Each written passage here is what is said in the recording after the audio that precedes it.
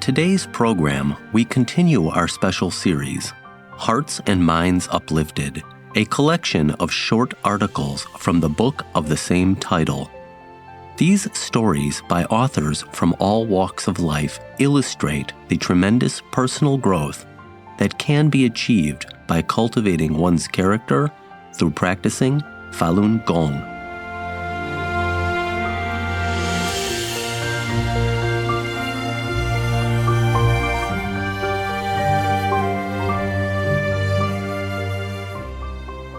Learning to say, "This was my fault," by a practitioner in China. One afternoon, while my 4-year-old son was stepping on a chair to get a pear from the table, he fell down and overturned a half plate of rice I had put on the table. As he lay there on the floor, his body covered with rice, my first reaction was that I needed to calm down. My son was apparently fine, so I pulled him up and then cleaned the carpet where he fell. I found that I was not angry and also aware that this incident was my fault, as I did not clean up the table immediately after finishing lunch. Previously, when my children spilled or dropped anything, I instinctively thought that it was their fault and scolded them. Later, I felt this behavior was not benevolent, and I needed to pay attention and improve in this area. I finally changed this bad habit and looked at myself when something went wrong. I sincerely admitted to my son that this was my fault and reminded him that he should be careful in the future. He nodded his head. At this moment, I felt a peaceful atmosphere spread in the air. Persistently cultivating myself and changing my wrong notions, I finally realized that I could treat other people with benevolence and forgiveness from my heart. This made me feel so good inside. I felt in my heart how fortunate I am to know these eternal truths and to have the opportunity to cultivate myself under the boundless mercy of Master Li. I felt happy, fortunate, and at peace after improving myself. One day after this incident, my son overturned half a bowl of soup. I said immediately, without any hesitation, "It's all right. Are you okay?" Then I cleaned up the soup with a paper towel. I gently said to my son, "You need to be careful next time." This warmed the heart of everyone in my family. Since this incident, my son has seldom spilled anything. One day, my husband couldn't find the nail clippers. He was in a bad mood and accused me of misplacing them somewhere. He was so infuriated that before he left the house to go out and play with the kids, he told me, "Find the nail clippers before I return." At that moment, the atmosphere was full of tension. Then my son said to my husband, "If when we come back, Mom still has not found the nail clippers, you just say, 'It's all right.'" My son learned forgiveness. So in the end, the result was really, "It's all right." In my mind, I thought, my reward is not only in my own cultivation, but also the opportunity I've had to influence my son. Just as Master Li said, quote, "The Buddha light illuminates everywhere. Properties and justice rectify and harmonize everything," unquote.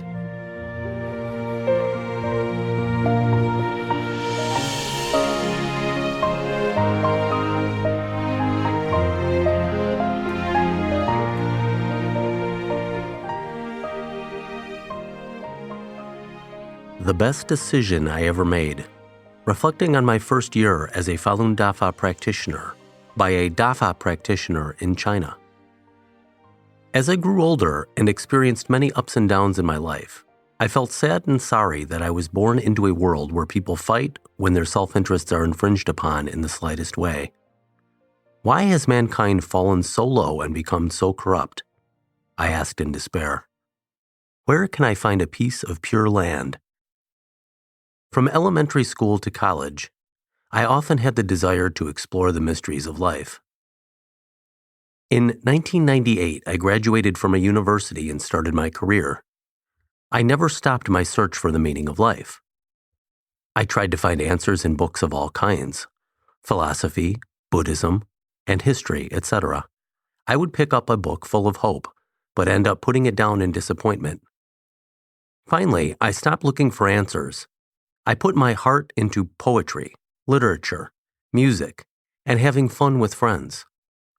Although I was busy, I had a sense of being lost and felt sorrow deep in my heart, so much so that I hid from others at times.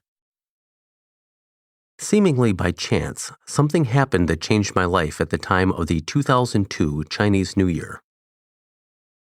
Right before the Chinese New Year festivities began, I received several emails about Falun Gong. They claimed that the persecution of Falun Gong was the greatest injustice in history, and that China Central Television was framing Falun Gong. Because the information in the emails was so different from the official propaganda, I thought it was not very believable. I went back to my hometown during the Chinese New Year. While chatting with my father, who was a policeman, I learned that Falun Gong practitioners are indeed not like the people described in the Chinese media. On the contrary, they really are good people, surprisingly good people. I was very surprised and confused at the same time. If they are such good people, I wondered, then why is the government spreading such a big lie and making so much effort against them? After the Chinese New Year, I went back to work. Driven by my curiosity, I tried to use the internet to get more information about Falun Gong.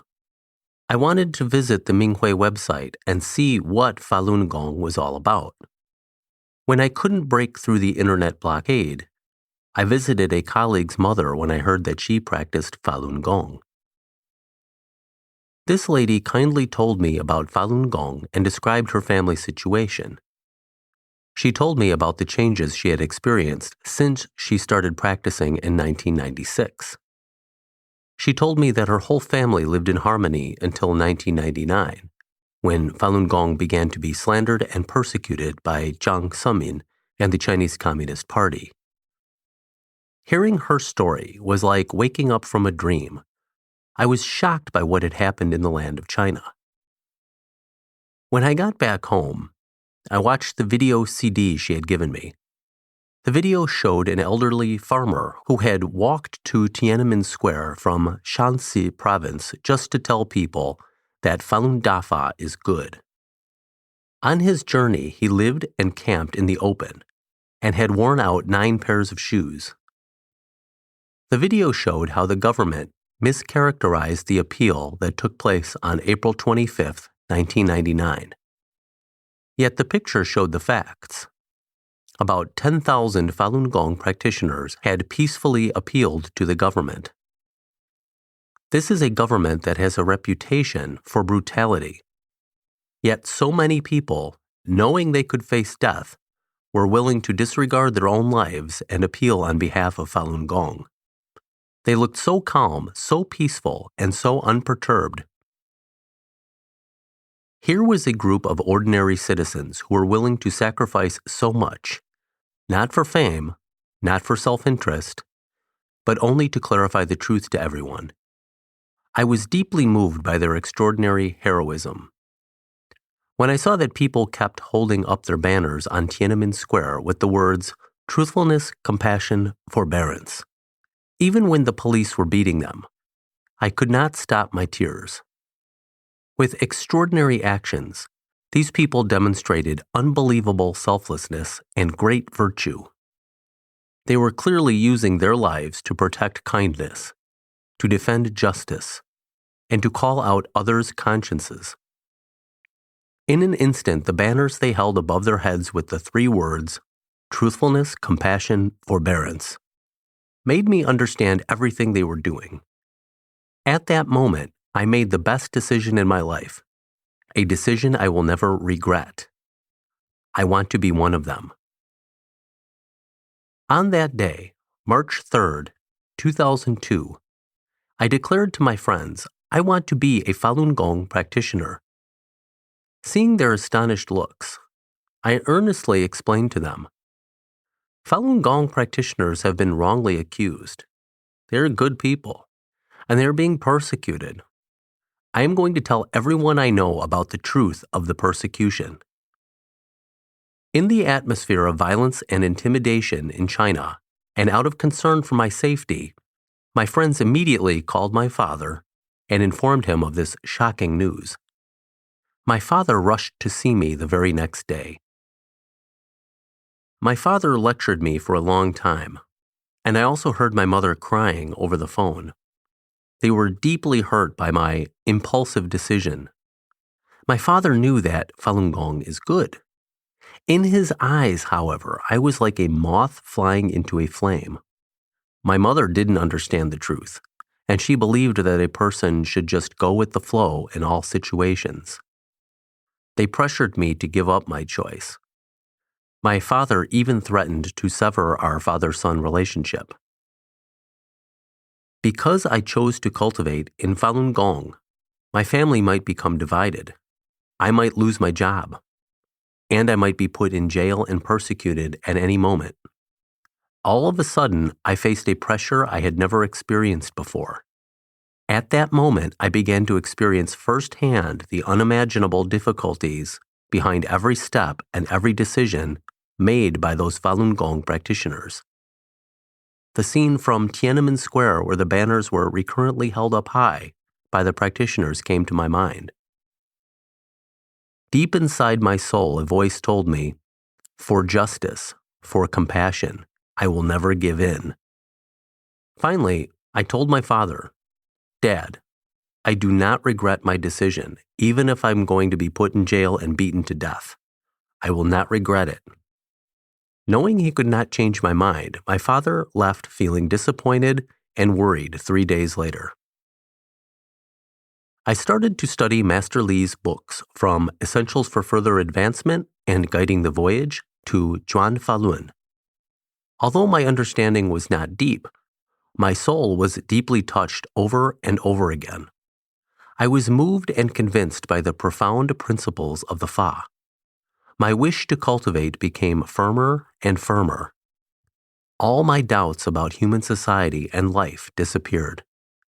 I no longer felt self-pity from living in a world full of evil and deceit. I no longer felt lost because I lacked purpose and direction in life.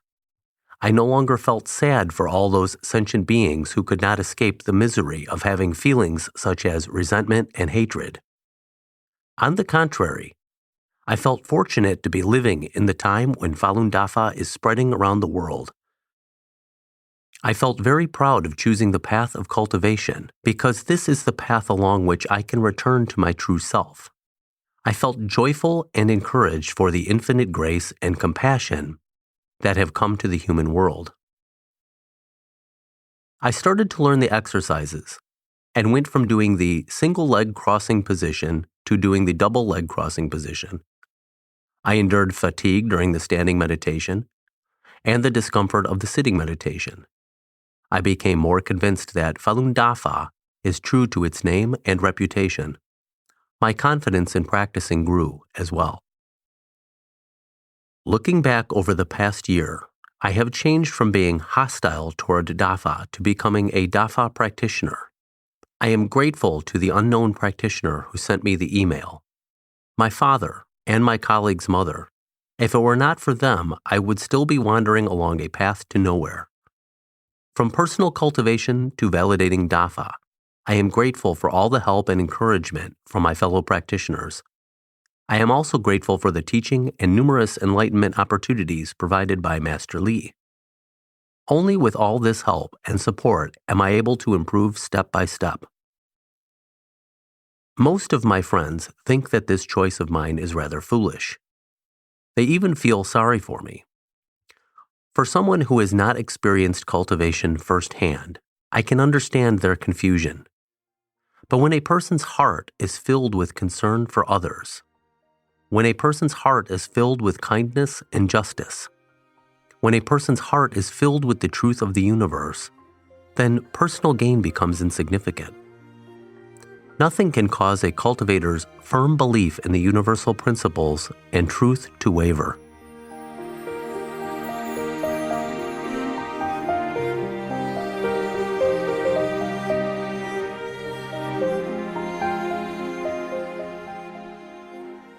Becoming more mature in my practice of Falun Dafa by a practitioner in the U.S.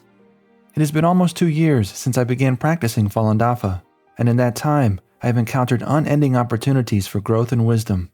As a practitioner, upholding the universal principle of truthfulness, compassion, forbearance is a challenging and sacred commitment. More and more, the power this principle has to transform is revealing itself to me. In April 1999, when I started on the path of cultivation, I mainly focused upon acting according to the highest standards of these three words: maximally giving up attachments and practicing and studying well. While there certainly was nothing incorrect with that approach, I can see now that the main emphasis of those activities centered on the words my cultivation and what that meant to me, how it benefited me, improved me, and helped me. In fact, just admitting this, I feel ashamed and can see my attachment to self-centered thinking. In my daily life, I have a difficult job full of difficult people. Sometimes they go to great lengths to be disruptive, just to prove the smallest point. Many of them seem to be locked in a struggle for what they can get at the expense of everyone else. When I began working at my job, I had just begun practicing Falun Dafa and set forth to be very diligent about maintaining my principles and being a good person. Working in this harsh and competitive environment was very painful and almost unbearable. I felt terrible seeing the worst in people. My level of understanding at that time caused me to decide that I should forbear all difficult matters and work diligently without complaint. This is what I thought a good practitioner should do, so I steadfastly set upon this task, and then immediately my tests began. At work, as I became more preoccupied with finding new ways to forbear my environment, more unreasonable tests came my way. I endured so many ridiculous things, it makes me laugh now, such as a time I was completely soaked in a rainstorm on my way to work. I arrived late with an inch of water in each shoe. My boss reprimanded me for arriving late, and then, without any consideration for my soaking wet condition, insisted that we begin work, although he did let me pour the water out of my shoes. I was forced to work with him all day in a room where he kept the air conditioning on full blast because he felt too warm. Meanwhile, I was shivering with cold, and I didn't dry off until it was time to leave. My heart was really heavy at his selfish actions, but I continued to forbear. Another time, several individuals created a big problem after not taking responsibility for an important issue. This resulted in a huge and potentially expensive problem. Instead of reporting their mistake to the president, I quietly worked to fix the problem. It took 3 months of working late just to resolve it. In the end, I didn't receive any thanks. Instead, the people I had helped told the president that I had made the mistake. I felt very angry, but still didn't say anything and kept on forbearing. It just kept continuing in this way. When people told distasteful jokes in the office, I would leave the group, eat lunch by myself, or not talk to them unless I had a good reason. At the time, I felt I was acting as a good practitioner, but actually, I was avoiding my cultivation environment. The more I would forbear, the more problems I would have. I began to avoid people and conflicts more and more, and then tried to forbear more and more. Things just became worse. People constantly made me uncomfortable and acted tense around me. I was forced to work unreasonable hours. Then I began getting blamed for others' mistakes, even as I was doing good deeds and fixing all their problems. I couldn't enlighten to what was going on. All types of miscommunications occurred with other practitioners. Through all of this, I couldn't look within myself very well. I would make an attempt to find my faults, but I would always see myself as a good practitioner. Unknowingly, I felt I was better than all those people. I was always worried about their effect on my practice and tried to avoid letting them disturb or influence me in any way. I complained so much about how difficult things were for me and how unfair it was that I was always blamed. Now I can see just how much it had to do with my selfishness and the thought that I was better than those around me. After enlightening to that realization, I felt very humble and ashamed of myself. I made the decision that I would only acknowledge the good in everyone I worked with and not judge or criticize them. I sincerely appreciated their strengths and what I could learn from them. As soon as I held that thought, my boss hired someone to help me at work, and my long hours were reduced. From taking this new attitude, I noticed a kinder nature appearing in myself, and I laughed more often. Suddenly, my boss started joking more and smiling more. One day, he even made a joke that when something went wrong, everyone should just blame me for it. I really laughed at that because I could hear our teacher using those words to point out an important issue, that a practitioner should always look inside for the cause of any conflict. Because of that, I felt a lot kinder to those in my office and decided to appreciate my coworkers for helping me improve. The environment in my job drastically changed for the better after I told my coworkers that I was a Dafa practitioner and explained about the persecution in China. This was a very general discussion, and I worried it was not enough. In the past, no one knew very much about me, and I kept all my personal business strictly to myself. I held the idea that my coworkers were too impossible to be able to understand or respect Dafa. But again, I was wrong. In the past, if I had some Dafa activity or reading group to attend, and my job required me to stay late at the last minute, I felt very resentful. After telling people I was a practitioner, the amount of respect they had toward me greatly increased, and everything became more harmonious. I think it was because I finally showed them my heart instead of hiding and protecting it. For the most part, they stopped swearing in the office in front of me. But even when they did, I was still kind to them and didn't treat them harshly. When my boss was unreasonable or petty, I told him how much I learned from him and appreciated the challenges he had to face. All of these things I did from a heart of sincerity. Suddenly, not only did the atmosphere in the office improve, but people also began to share interesting things about themselves or show me their best sides. This week, I learned that a coworker with a reputation for being confrontational, who has always tried to undermine me, took the time to do something for me that saved me much time and effort. What was amazing is that he did it without trying to take any credit or brag about doing it. That was so unbelievable that I cried when I thought about his change of heart that allowed him to put down his usual way of acting and do something unconditionally out of kindness. Previously, I had wanted to leave my job so I could find an easier one and have more time for cultivation. Now, I realize that I already have the best cultivation environment of all.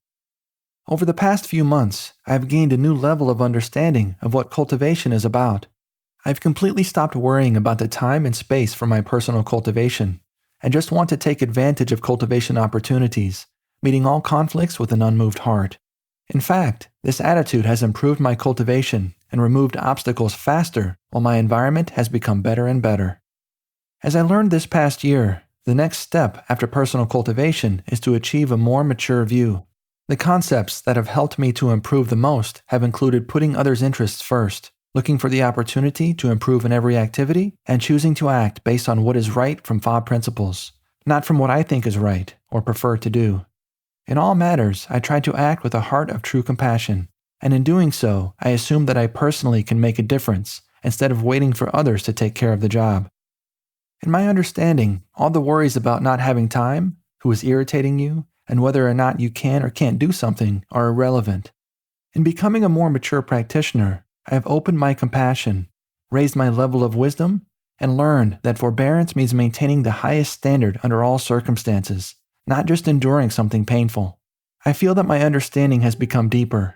I just hope that I can do even better.